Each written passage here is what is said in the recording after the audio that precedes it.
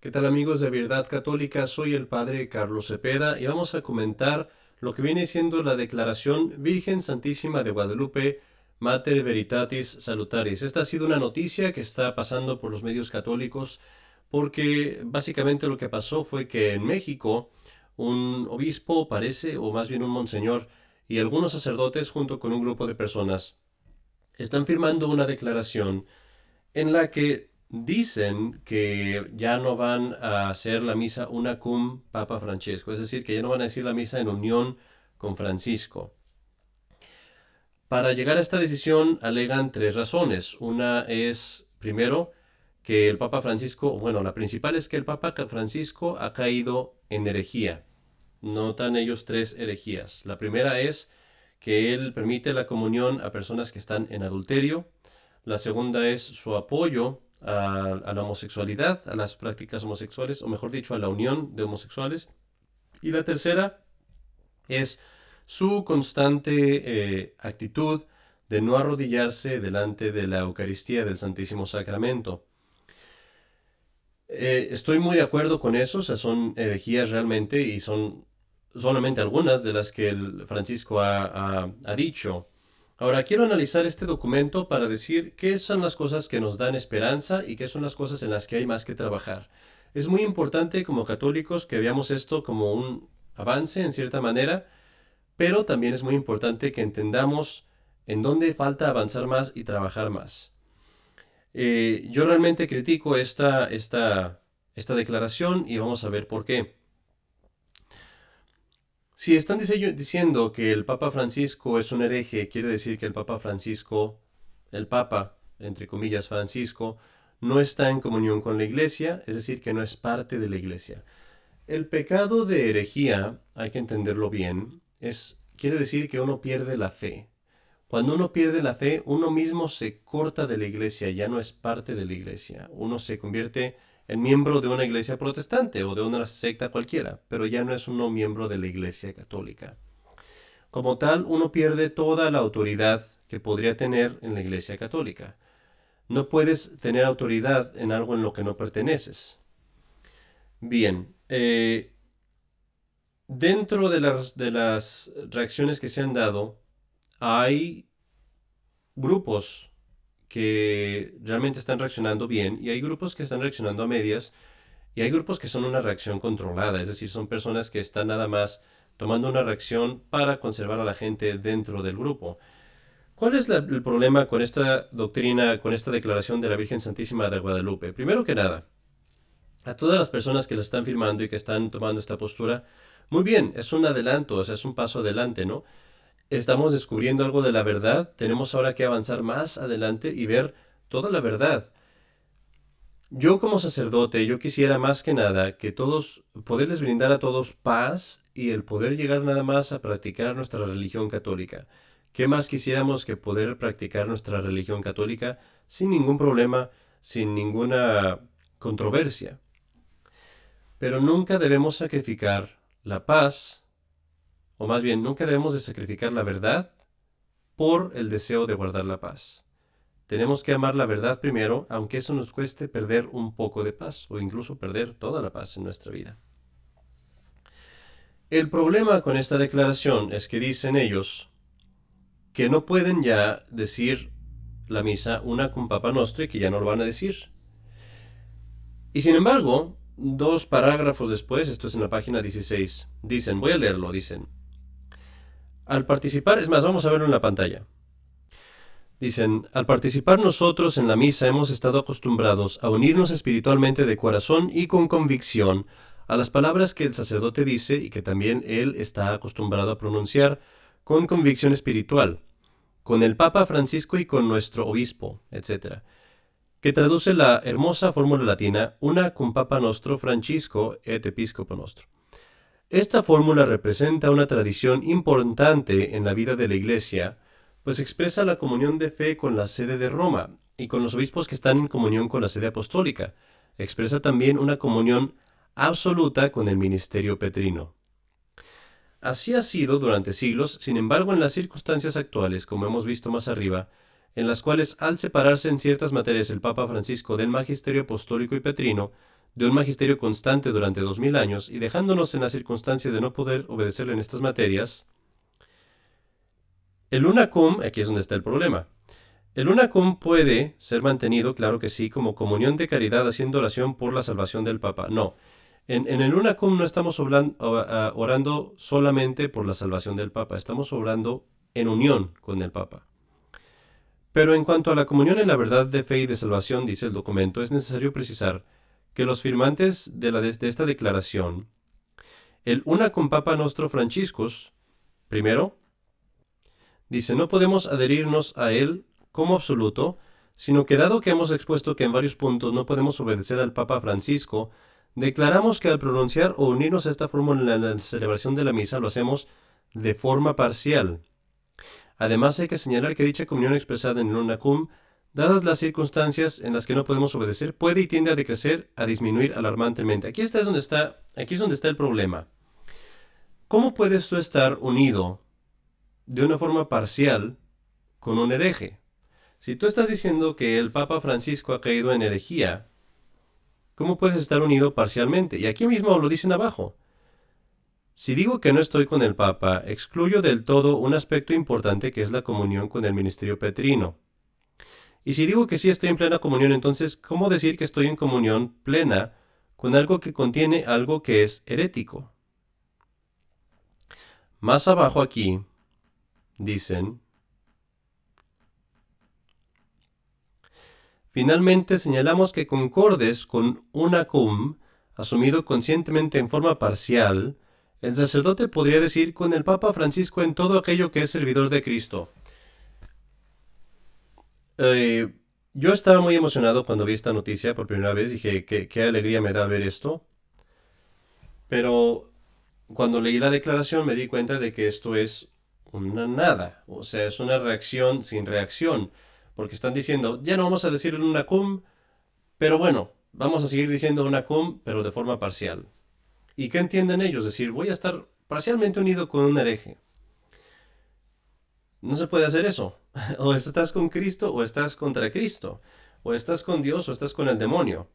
Yo no puedo unirme parcialmente con un hereje. Si una persona es un hereje, dice San Juan, ni siquiera decirle ahora, San Pablo también lo dice. No podemos estar unidos con herejes. Para nada, ni siquiera parcialmente. Dicen ahí en el documento, estoy unido con él en cuanto que es siervo de Cristo. ¿Cómo puede ser siervo de Cristo si es hereje? El principal problema que vemos aquí es que ellos dicen, bueno, nos adherimos a la teología de Juan Pablo II, de San Juan Pablo II, y aquí es donde es muy importante, y quiero hacer este video, sobre todo para las personas que están firmando este documento. Si tú te estás dando cuenta que la iglesia está mal, bueno, no es la iglesia la que está mal. Si tú te estás dando cuenta que este establecimiento que ha tomado el nombre de Iglesia Católica está enseñando cosas contrarias a la Iglesia Católica. Si tú te estás dando cuenta que la Iglesia Católica a la que tú asistías no es la Iglesia Católica, entonces tienes que ver hasta dónde llega el problema. Antes de avanzar quiero decir esto, la Iglesia Católica existe, yo soy un sacerdote católico, existen muchos sacerdotes y obispos católicos, no son muchos, pero existen, de hecho, que guardamos la doctrina católica, guardamos los sacramentos de siempre, somos la Iglesia Católica de 2000 años para atrás, desde los apóstoles hasta ahora. Pero desgraciadamente no es la iglesia que tú vas a encontrar en la mayoría de tus capillas. Ahora, estas personas están diciendo que Francisco cayó en herejía y lo critican por haber permitido la comunión de los adúlteros, la unión de los homosexuales y el no hincarse frente de la Eucaristía. Se adhieren, dicen, a la teología de Juan Pablo II. Juan Pablo II, en su Código de Derecho Canónico, que lo tengo aquí, promulgó en el Canon 844 que se les puede dar, dice, los ministros católicos pueden administrar lícitamente los sacramentos, está hablando de la Santa Eucaristía, a los cristianos que no están en comunión plena con la Iglesia Católica. Es decir, Juan Pablo II aquí en el Código de Derecho Canónico está diciendo que un sacerdote le puede dar la comunión a un luterano, a un calvinista, a un hereje. Es decir, que puede hacer un sacrilegio. Darle la comunión a una persona en adulterio es un pecado mortal porque es un sacrilegio.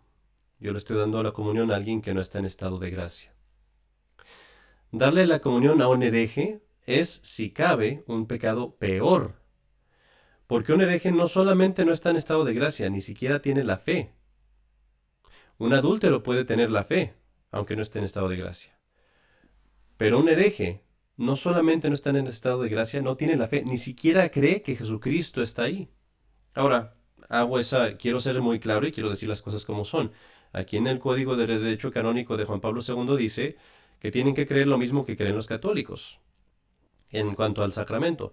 Pero aún así no tienen la fe y aún así no están en estado de gracia y no pueden recibir la comunión. ¿Por qué? Porque es exactamente lo mismo que estamos hablando de Francisco. Es un sacrilegio. Juan Pablo II promulgó esto, lo leo también de su misma carta,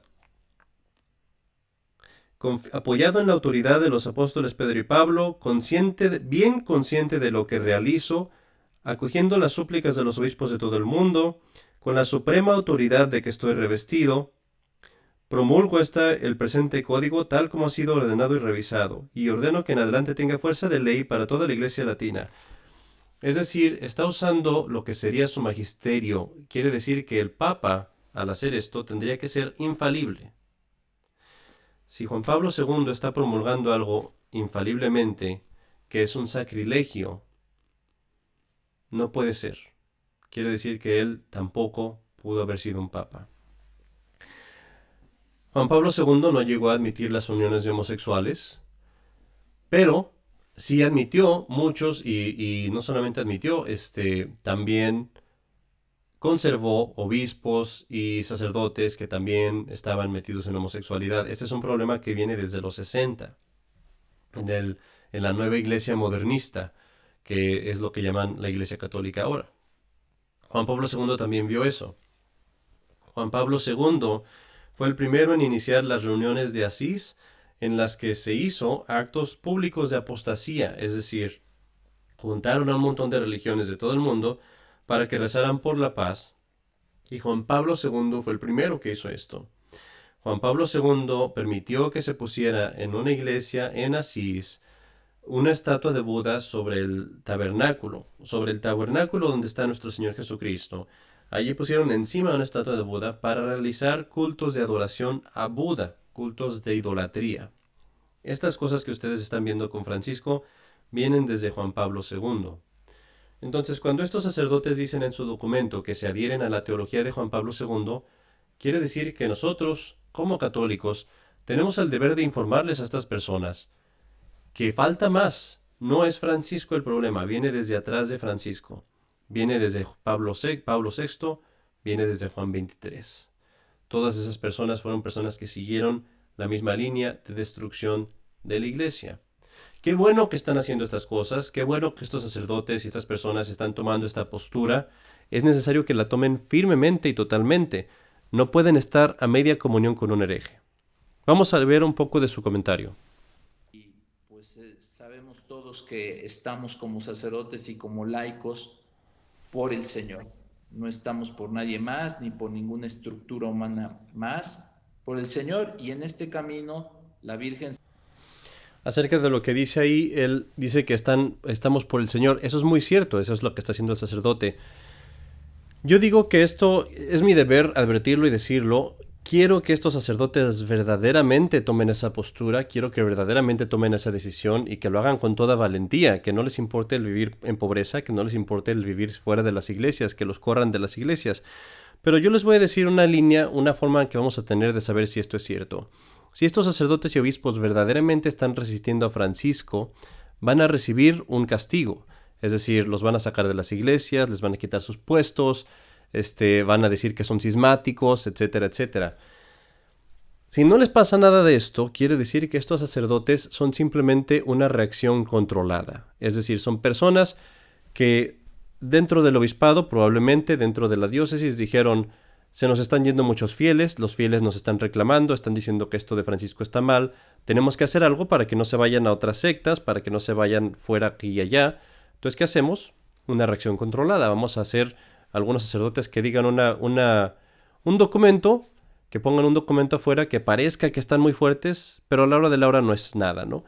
Y esto es precisamente lo que este documento es. O sea, dicen, ya no vamos a decir la misa una con Papa Francisco, y luego 3 párrafos después dicen, pero sí vamos a decir una con Papa Francisco, nomás vamos a entenderlo a nuestra propia manera. Sigamos viendo lo que dicen. Ahora, Monseñor va a ir aquí, va a decir unas cosas que es muy interesante porque es exactamente lo que nosotros sacerdotes y los obispos hemos estado diciendo por 20, 40 años. Es exactamente lo que estamos diciendo. La única diferencia es que ellos dicen, la diferencia es de Juan Pablo II a acá. Vamos a ver cómo no, la diferencia viene desde mucho más después. Vamos a escuchar lo que dicen. Esto de si es un caos o no es un caos, depende la visión de las personas. Aquel laico o millones de laicos fieles que están lejos de la iglesia piensan que la iglesia sigue siendo la misma de siempre. Se salieron de la iglesia y dicen, ahí sigue todo igual, el día que yo regrese encuentro todo igual. Es una gran falsedad. ¿Y esto qué implica? Implica que la iglesia por fuera aparentemente sigue siendo lo mismo. Aparentemente seguimos siendo lo mismo que cuando estábamos con San Juan Pablo II, ¿verdad? Tenemos una estructura, tenemos el episcopado, los obispos, las curias, las iglesias, los consejos pastorales en las diócesis. Aparentemente todo es igual. Bueno, hasta una parroquia, aparentemente todo es igual. Y sin embargo, las cosas van vaciándose en su espíritu interno. Exactamente, las cosas van vaciándose en su espíritu interno. Lo dice muy bien. Eso es exactamente lo que ha estado pasando con la iglesia, o mejor dicho, en los edificios de la iglesia católica, no desde Francisco, desde los tiempos de Pablo VI y de Juan XXIII. Las cosas no han cambiado mucho desde Juan Pablo II hasta acá. Las cosas cambiaron totalmente desde Pío XII, hasta Pablo VI. Y con Pablo VI es donde se dio el cambio totalmente en la iglesia. Se cambiaron los sacramentos, se cambió la doctrina. Y la principal herejía, de hecho, es la herejía de decir que la iglesia es solamente una parte. La iglesia católica es solamente una parte de la iglesia de Cristo. Y que todas las otras iglesias se pueden unir en esta monstruosidad, en esta Frankenstein, como le dice un sacerdote de aquí de Estados Unidos, de iglesia. O sea, es decir, que la iglesia de Cristo no es la iglesia católica. La iglesia de Cristo es una cosa enorme y la iglesia católica es nada más una parte. Y aquí está también la iglesia de Lutero y la iglesia de Calvino y la iglesia de todo el mundo. Esa es la gran herejía del Concilio Vaticano II. Y es una herejía que Juan Pablo II la promulgó totalmente por todos lados. Como ya les dije, Juan Pablo II también hizo apostasías. Juan Pablo II también permitió obispos y sacerdotes homosexuales. Juan Pablo II también promulgó leyes que permitían o incluso decían que los sacerdotes podían darle la comunión a personas que eran herejes y pecadores. Sigamos viendo el comentario. Entonces, ahorita si yo hablo, me van a decir lo primero, oye, ¿tú por qué estás hablando? Te estás saliendo de orden. No es lo políticamente correcto que tú hables. Estás escandalizando al pueblo, etcétera. Es una presión. Y el profetismo consiste en decir, no, las cosas no son así y de parte de Dios no son así, y tomar la prueba y decir, esto no lo quiere Dios. Creo que esa lucha entre profetismo y lo políticamente correcto, entre lo externo y lo interno, es lo que nos invita a decir, el profetismo, perdón, tienes que alzar la voz y gritarlo porque nadie te quiere oír. O sea, cuando... Ahora vamos a comentar un poco sobre eso. Yo soy un sacerdote que no digo la misa unacum. No la he dicho desde que me ordenaron hace relativamente un año. Si yo me paro en una iglesia católica a decir misa y a pedir que me dejen decir misa, no me van a dejar decir misa, ni siquiera me van a dejar entrar o predicar si saben quién soy. Ahora ya van a saber quién soy por el video. Si estos sacerdotes los dejan en sus iglesias y en sus capillas, quiere decir que no están haciendo nada de eso. Quiere decir que simplemente están donde mismo. Si un sacerdote hace algo así, que verdaderamente toma esa decisión, lo sacan de la diócesis. Hemos visto muchísimos. Esto viene pasando desde los 60. Sacerdotes que dijeron, yo no voy a seguir eso, yo no voy a dejar mi fe, yo no voy a dejar la moral, y los corren de las iglesias. No los dejan estar en las iglesias. ¿Por qué? Porque no son parte de eso. Yo veo que este monseñor está todavía en su oficina. Espero que realmente sean fieles y que realmente lleven esta decisión hasta donde tiene que llegar. Es nuestro deber como sacerdotes. Pero sepamos que si un sacerdote se queda en su iglesia y lo dejan en la iglesia, quiere decir que algo está mal ahí. Quiere decir que no está esa función de profeta. Quiere decir que no está tomando esa decisión totalmente como dicen que la deben de tomar. Yo no los ataco a ellos, no estoy diciendo que sean insinceros. Lo que estoy diciendo es que eso es lo que debemos de esperar, de eso es lo que debemos de ver. Y esperemos que realmente así sea. Y si no lo vemos así, nosotros como fieles católicos, vayamos y hablemos con estos sacerdotes y hablemos con estos obispos y digámosles, no puedes aceptar eso, tú no puedes decir a medias, no puedes decir una cum en tantito, una cum en lo que se pueda. Tienes que decir, o estoy con Cristo o contra Cristo, o este es el siervo de Dios, o este es el Papa, o no es el Papa. A continuación sigue quizá el punto que a mí me llamó más la atención. Lo que va a decir ahorita es una cosa excelente, yo estoy muy de acuerdo con eso, es precisamente lo que hemos estado diciendo nosotros también, el estar en unión con la tradición, que lo que la Iglesia católica no se ha cambiado. Los sacerdotes y obispos católicos que estamos aún ahorita en el mundo, seguimos la misma doctrina, la misma moral, los mismos sacramentos, la misma misa que se ha dicho en la Iglesia durante 2000 años. Pero vamos a ver lo que dice y vamos a comentar. Interrumpo por lo que acabas de decir, muy importante, como que estamos sueltos y todo esto. Yo quisiera señalar esto que es muy importante. Nosotros, no es un debate de ideas, no es un debate de opiniones. La iglesia la fundó Cristo y decimos, es una santa católica y apostólica. Apostólica porque todos los criterios que se mueven en la iglesia pasan por la apostolicidad, lo que los apóstoles transmitieron en la iglesia primitiva eran la fe y las costumbres, ¿verdad? Y la liturgia. Excelente, eso es exactamente lo que nosotros decimos. Todo eso se ha mantenido intacto durante 2000 años. Eso es bien importante. No para decir, perdimos la brújula, no, tenemos 2000 años con una brújula muy definida, otra vez la fe, la moral, con todo lo que se nos ha indicado siempre, y el culto.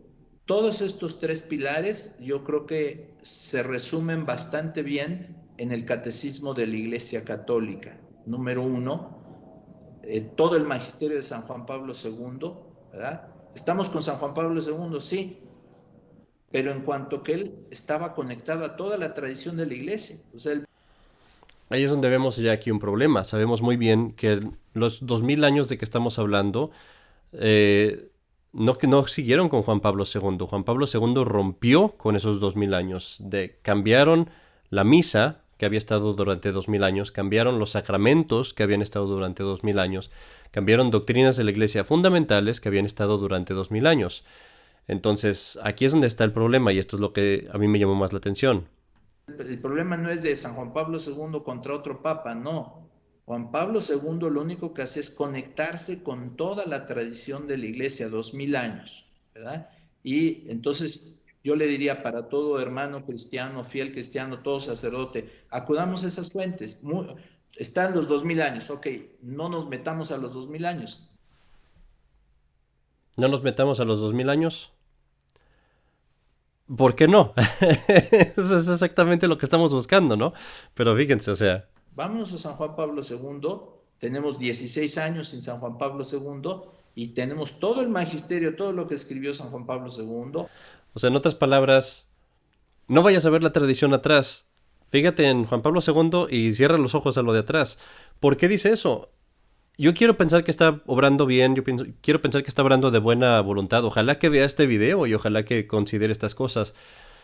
Sabemos muy bien, cualquier sacerdote lo sabe, que tenga un poquito de formación lo sabe, que Juan Pablo II es un rompimiento total de los 2000 años de la Iglesia. La Iglesia durante 2000 años fue una cosa, después del Concilio Vaticano II fue otra cosa totalmente distinta. Una cosa en donde De nuevo, las sectas protestantes están a la par que la verdadera Iglesia Católica, una cosa en donde ya no se les exige a las mujeres modestia, donde la confesión se perdió, la confesión sacramental se perdió, la extremaunción se quitó, la ordenación de los obispos, la consagración de los obispos se cambió totalmente, totalmente. La formación de los sacerdotes cambió, también se quitaron las reglas del Concilio Tridentino para la formación en los seminarios. Podemos seguir con esto, pero aquí lo que me llama la atención es por qué le diría yo a la gente, no veas los 2000 años de tradición, fíjate nomás en Juan Pablo II, pero no veas nada más de lo demás. ¿Por qué no? Si es lo mismo, ¿por qué no? Todos sus discursos y tenemos el catecismo de la Iglesia Católica. Con esas buenas defensas no perdemos la brújula. Claro. Aquí está quizás el momento clave del video y el momento clave de que nos dice qué es lo que podemos esperar de este documento. Es donde el entrevistador está diciendo exactamente la verdad. Eso es exactamente lo que es. Es perfectamente claro, perfectamente lógico, no tiene ningún problema en su pensamiento. La única cosa que él dice es que es excomunión. La herejía no nos separa de la iglesia porque causa la excomunión. La herejía por sí misma separa de la iglesia. La excomunión es solamente un castigo exterior, postremo a la herejía, que la iglesia pone sobre el hereje para indicar a los demás que está separado de la iglesia.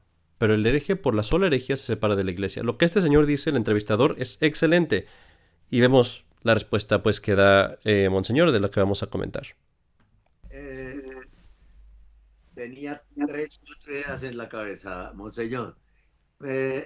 Teniendo en cuenta todo esto, y el documento lo acusa de herejía, de ser el falso profeta, utilizan esa expresión en uno de los párrafos, de contradecir la sana doctrina y de no defender la fe católica, ¿estas no son acaso razones suficientes para no estar en comunión con Bergoglio, pero totalmente? Porque es que son tantas las cosas que se podrían agregar, que se podría escribir no sé cuántos tomos más de otro de Bergoglio. Sí. ¿No? Claro. Pero no son suficientes las razones. Ahora, un papa, cuando una persona que está en la silla de Pedro, que ya por investigaciones periodísticas en Italia, por mucha documentación, se ha comprobado que fue elegido ilegítimamente, que estuvo interviniendo en eso la mafia de San Galo, lo dijo el cardenal Godfield Daniels, lo dijo, y que ellos lo habían impuesto como papa, que no habían podido cuando se eligió a Benedicto en el 2005. No es suficiente todo eso para definitivamente no estar en comunión con Bergoglio, porque si comete herejía, se puede con una sola herejía que cometa alguien que está en la silla de Pedro, no es suficiente para que los cardenales digan, no más no podemos estar en comunión con este señor. Bueno, es una pregunta muy intrincada, pero trato de desmenuzarla. En primer lugar, aclarar. Sí, es suficiente. Sí, es suficiente. Es todo lo que necesitamos saber. Sí, una sola herejía en la persona que está pretendiendo tener la silla de Pedro. Una herejía que es evidente, que es constante, que es obviamente con pertinacia, es suficiente. Aclarando que el texto no dice que él sea el falso profeta. Se puede deducir, pero es decir, dice, si alguien te enseña un camino que te lleva a la perdición disfrazándolo de salvación, es un falso profeta. Sí lo dice. Yo solo quiero decir en relación a esto, porque recordemos que es un texto armado por varias... yo cuando lo vi, lo leí, dije, bueno, está bien, pero realmente no me di cuenta que se estaría aplicando hacia allá. O sea, cae la deducción, pero realmente, al menos de mi parte, no se hizo con esa intención. Igualmente la parte de cuando se dice del herejito, eso lo vi muy claro, pero ya lo que sigue de deducción no lo desarrollamos. Puede ser que alguien más lo desarrolle. Y aquí es donde todo el profetismo se va a volar. Se puede hacer, ¿no? hice esa aclaración ahorita, ¿no? Y otra aclaración, bueno, respondo. Si es suficiente o no. Respondo así. Sí, es suficiente. Precisamente unacum parcial, flexible, que puede ser más, puede ser menos, y que se adapta a los procesos de las personas, da la libertad en conciencia y en oración de que una persona puede decir: yo definitivamente no estoy en comunión. Y allí habría el diálogo con otra persona que dijera: no, yo sí todavía mantengo una comunión porque X, Z o Y. Entonces cada uno va fijando su postura. Yo creo que hay personas con mucho discernimiento que pueden decir: yo ya llegué a esta postura, que puede ser un poco media, un poco así, etcétera, etcétera, pero da esa libertad. O sea, quiere decir, nos manda a la oración y al discernimiento. O es simplemente una estrategia para mantenerlos a todos aquí adentro y que no se me vayan a ir a donde están los verdaderos sacerdotes católicos y los verdaderos obispos católicos, que desde siempre y mucho tiempo han dicho muy claramente: no, no podemos, no estamos en unión con un papa, entre comillas, hereje. Es simplemente eso. Lo que estamos haciendo aquí es darles un espacio a todos y volvemos otra vez a la misma herejía del Concilio Vaticano II. Ecumenismo, cada quien puede estar aquí, no importa, hay un total relativismo, todos podemos hacer lo que quieras. Si tú piensas en pecar, tú puedes pecar. Si tú piensas en no pecar, no puedes pecar. Si tú quieres estar en unión con un hereje, puedes estar en unión con un hereje. Si tú no quieres estar en unión con un hereje, también aquí hay un espacio para ti. Entonces volvemos a un punto donde decimos: adiós al profetismo, no se fue ningún profetismo, todo el documento pues se va a volar aquí y se va a la basura porque no están teniendo ninguna postura definitiva. Yo diría que hay diversas posiciones. Alguien podría decir: Gracias. es el Papa que fue elegido contra lo que se piensa, alguien lo podría decir, pero decir: yo no estoy en comunión con él porque definitivamente pienso que no debo de hacerlo. Otras personas a eso le han llamado la resistencia, y hay santos que dicen que cuando hay un papa malo, que sí reconocen que tiene el papado o lo tuvo, pero está actuando mal contra la fe y está destruyendo la iglesia, hay que resistir. Hay santos que lo dicen. Que son Hay una diferencia aquí muy grande, ¿no? Los santos que resistieron a los papas malos no eran papas herejes. Eran papas que tenían vidas privadas malas o vidas políticas malas, pero nunca herejes. Nunca se puede reconocer la autoridad de un hereje. Lo que están diciendo aquí es como si yo dijera que tú puedes ir a una iglesia luterana y decir: estoy unido con Lutero un poco, me uno con Lutero en las cosas buenas que tenía, pero no en las malas. No se puede hacer eso. No existe un veneno que te mate nomás a medias. El veneno es veneno. Y en el momento en que lo tomas te mata. Así es la herejía. maestros de la conciencia, de decir: oye, yo no puedo yo ayudar, o sea, así automáticamente en una papolata. Creo que con esto es suficiente. Creo que podemos terminar aquí el video para que no se haga más largo. Pero quiero concluir con una nota muy clara. Quiero simplemente especificar cuál es nuestra postura, qué es lo que estamos pensando. Lo primero es esto: lo que deseamos nosotros aquí no es criticarlos a ellos, ni tampoco estamos diciendo que no sean sinceros. Deseamos que sean sinceros, los apoyamos, que sigan adelante. Nosotros, repito, como católicos tenemos que ir a enseñarles y a decirles: esto va más allá, el problema es más severo. Tenemos que decirles: viene desde Juan Pablo II, en Juan Pablo II cambiaron las cosas. En el caso de que no lo sepan, yo dudo mucho que no lo sepan. Es imposible a estas alturas que una persona en esa posición no sepa que la Iglesia Católica cambió radicalmente desde Pablo VI, Juan XXIII y también con Juan Pablo II. Lo que es muy importante es que nosotros entendamos también, volviendo a recapitular, que las cosas que ellos están alegando como herejías y como apostasías de Francisco son cosas que Juan Pablo II también hizo y dijo, las promulgó en el Código de Derecho Canónico que él mismo promulgó, las practicó en Asís, en las reuniones de todas las religiones y las practicó también en la práctica, haciendo un doble discurso. Daba un discurso tradicional y luego daba un discurso radical. Por un lado ponía a una persona que era muy tradicional en un puesto de importancia, por otro lado permitía que hubiera homosexuales, practicantes homosexuales abiertos en los seminarios, en puestos de responsabilidades, en puestos con cargo de almas. Esto es una cosa que se viene dando desde hace mucho tiempo. Entonces, tenemos que tener muy claro que la esperanza que tenemos nosotros es en instruir a estas personas, a estos sacerdotes, a los que están firmando este documento, y en nosotros mismos mantenernos 100% fieles, no a medias en que a lo mejor me uno un poquito con el Papa Francisco. No, no es un papa, es un hereje. Y no solamente él, Juan Pablo II fue un hereje, Benedicto XVI fue un hereje, Pablo VI fue un hereje, Juan Pablo I fue un hereje y Juan XXIII fue también muy probablemente un hereje.